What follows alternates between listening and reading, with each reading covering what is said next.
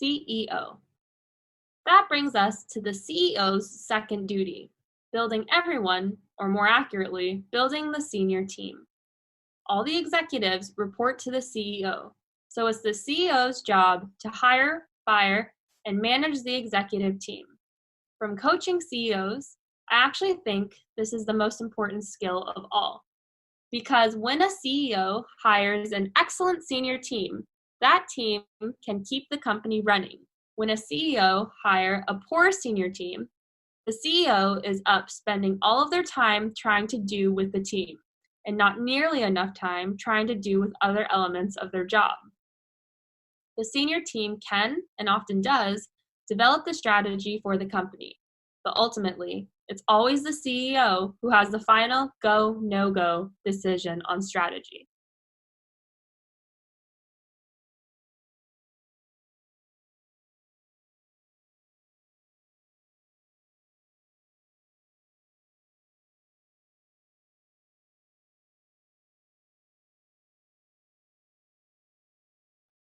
Beautiful buildings.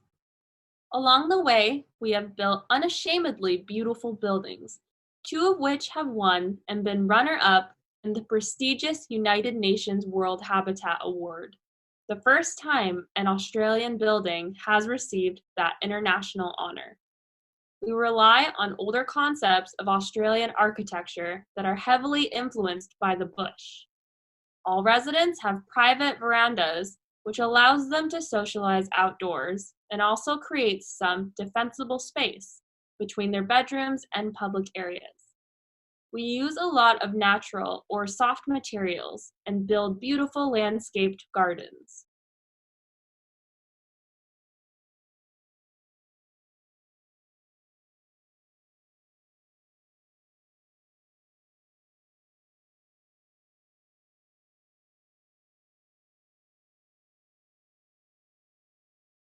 Financial markets swung wildly yesterday in frenzied trading market by further selling of equities and fears about an unraveling of the global carry trade. At the same time, trading in the European credit markets in London was exceptionally heavy as traders frantically reassessed their appetite for risk, prompting wild swings in the prices of the key derivatives. It was the third day of frenetic activity in the European credit markets, suggesting that equity market swings were prompting a wider repositioning of investors in a host of asset classes.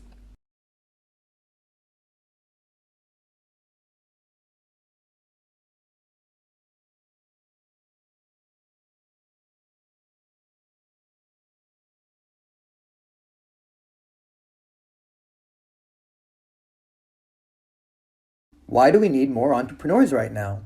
The entrepreneurs who create and run our businesses, who play by the rules, are in fact critical to our success as a nation. We need them especially today. Business, not government, will end this recession. Government must help by creating fair rules, sound monetary policy, and by protecting our fellow citizens in periods when they are jobless. We have to make way for the new entrepreneurial firms that will push us to frontiers of innovation.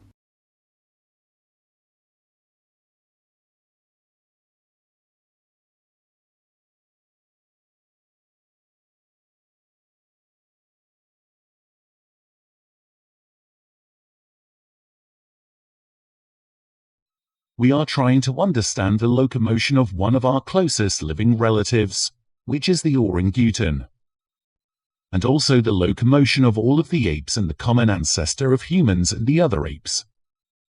And in that area, we have had a big problem traditionally, and that we know a lot about how they move around the forest. I've been out to the forest and spent a year recording the different types of locomotion they use. But we have no idea about the energetic cost of how they move around the forest and the solutions that they find to problems of moving around the canopy. And what we're doing here is using the park or athletes as an analogy for a large-bodied ape moving around a complex environment, and getting them to move around in the course that we've made that they've never seen before, and we're going to record their energetic expenditure while they're doing it.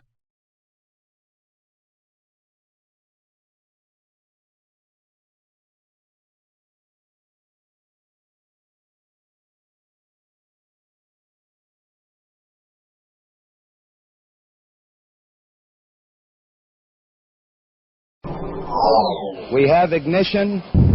We have liftoff. Let's say you've saved up $200 grand for a trip to space with Virgin Galactic. Lucky you. But are you healthy enough to fly? You'll have to talk with your doctor. A new study in the BMJ outlines the role that general practitioners will have to play in commercial spaceflight. After all, astronauts typically have to be in tip-top shape, but opening the door to the paying public means that less healthy individuals will soon have access to space too. And the stress of spaceflight, combined with the negative effects of weightlessness on muscle and bone, could cause real problems. It may be up to your personal physician to make the go, no-go call based on your medical history. Among the potential hypotheticals floated in the BMJ study, can my patient with stable angina and a pacemaker for complete heart block participate in a suborbital Virgin Galactic flight? What is the maximum allowable time that my patient with osteoporosis can spend on a planned vacation at a space hotel? There are no official answers, yet, but the study's authors note that such questions may be in the air, or lack thereof, in the not-too-distant future.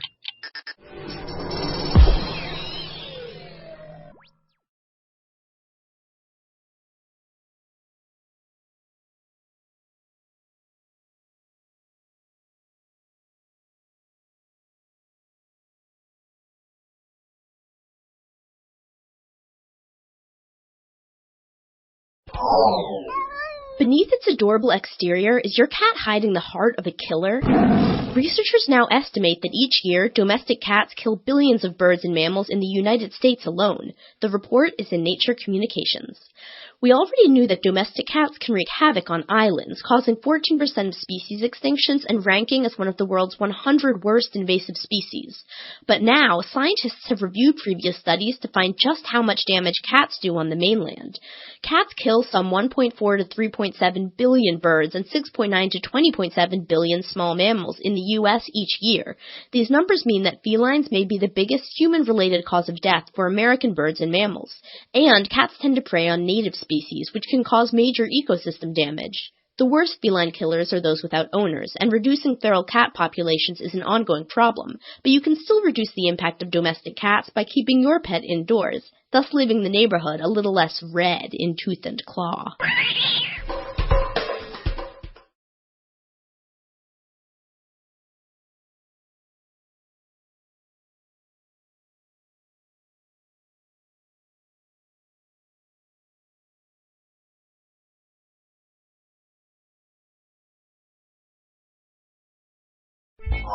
Being physically active has numerous benefits.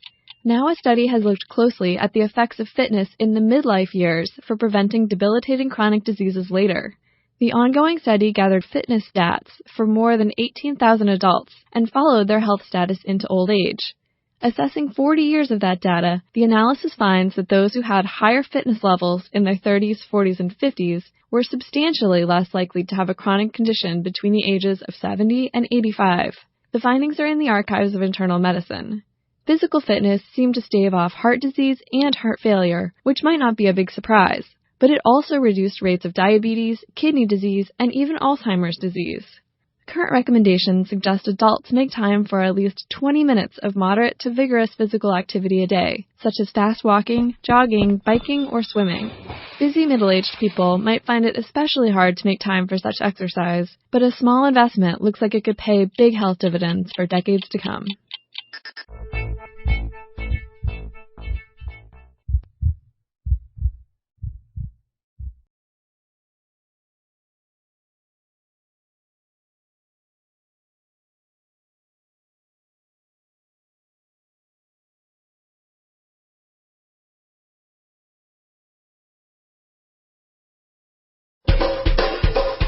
This is Scientific American's 60-Second Science. I'm Christy Nicholson. Got a minute? One day the banana is perfect, bright yellow, firm, flavorful.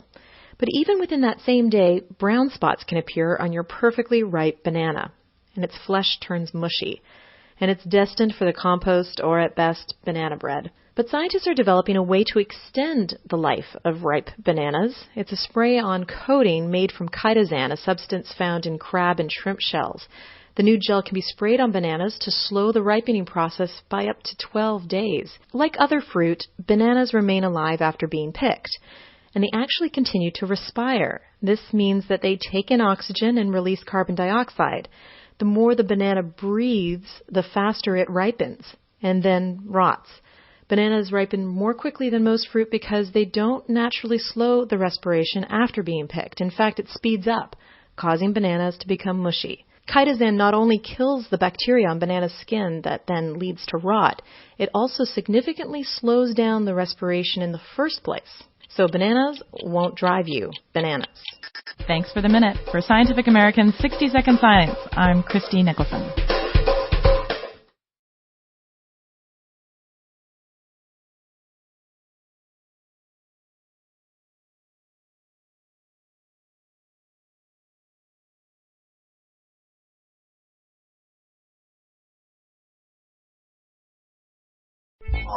Doctors know a lot about prescribing medications. Take 2 brisk walks and call me in the morning. But for many patients, a light, get-moving plan might be just what the doctor should have ordered. Many of us aren't exactly in peak physical condition, but a large number of people are actually deconditioned. So says the Mayo Clinic's Michael Joyner in an essay in the Journal of Physiology. After surgery, illness, pregnancy, or extended inactivity for any reason, people might feel faint or fatigued when they try even mild exercise. These signs, Joyner argues, should be recognized by doctors not as symptoms that should be treated with drugs, but rather as a medical state of deconditioning that might be better helped with a gentle guided exercise program. It might sound counterintuitive that fatigue can be beat back with exercise, but remember Newton. Isaac, not Fig. A body at rest stays at rest, and a body in motion needs to resist external forces acting upon it that might slow it down.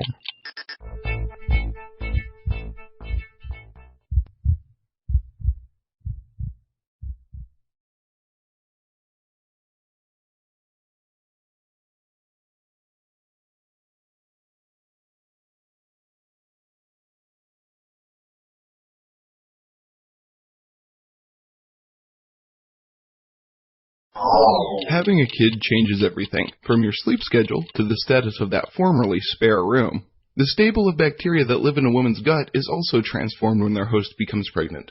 So finds research in the journal Cell. The study looked at women in Finland. The women's microbial makeup changed dramatically between the first and third trimesters. The array of microbes in the gut went from looking normal in the first 3 months of a pregnancy to resembling what's found in patients suffering from metabolic disease in the last 3. But some symptoms of that condition, like weight gain and slower sugar metabolism, can be beneficial to pregnant women, supporting energy storage that helps a fetus develop. Other symptoms, like inflammation, demonstrate that the immune system is functioning properly as a pregnancy comes to term.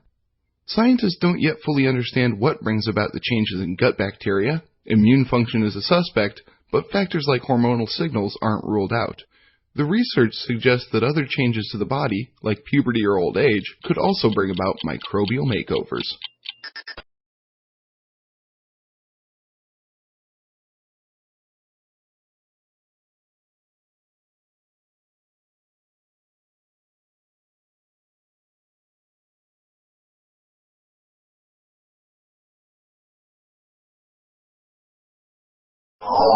Secret identities aren't just for superheroes anymore.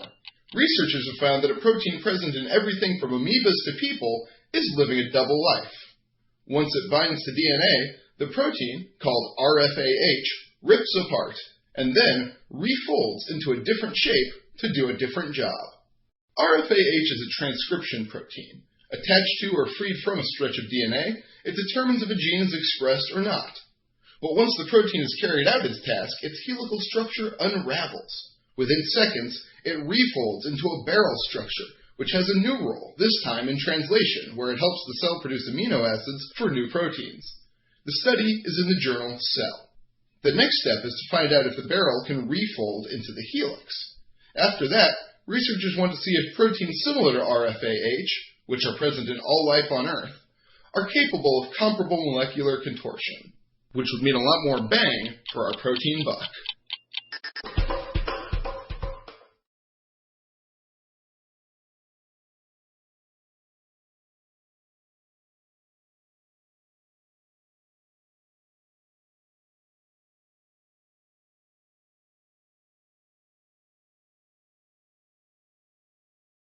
As it ages, white paper turns a distinctive yellow. But why? To find out, scientists artificially aged modern paper to reveal the changes on the molecular level. The research is in the journal Physical Review Letters. For 48 days, 3 unbleached paper samples aged rapidly in reactors that simulated different environmental conditions. The researchers then compared the artificially aged samples to the real deal, 3 pieces of paper crafted in 15th century Europe.